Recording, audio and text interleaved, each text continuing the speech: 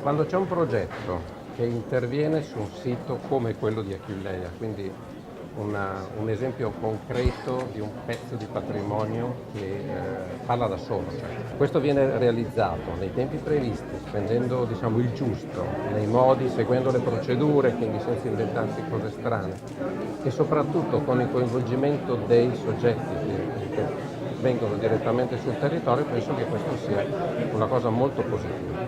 Ad averne, ad averne.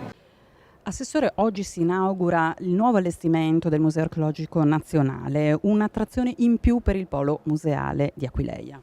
Guardi, io credo che proprio possiamo dire il nuovo museo, perché è talmente bello, talmente innovativo l'allestimento da costituire un elemento di novità assoluta. Certo, un'attrattiva in più, ma dobbiamo aggiungere, perché Aquileia è il più importante sito archeologico romano, da Roma in su e anche oltre le Alpi, e vogliamo che sempre più si sappia che lo è, che sempre più ci sia gente che viene a vederla.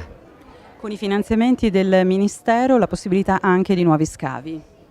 Sì, assolutamente sì, ci saranno nuovi scavi e studieremo insieme con Fondazione Aquileia delle modalità di fruizione continua anche del periodo degli scavi, perché di per sé è un elemento di attrattività fortissimo che è già stato usato qui e anche altrove con eccellenti risultati, e quindi credo proprio che ripeteremo l'esperienza e anzi la potenzieremo.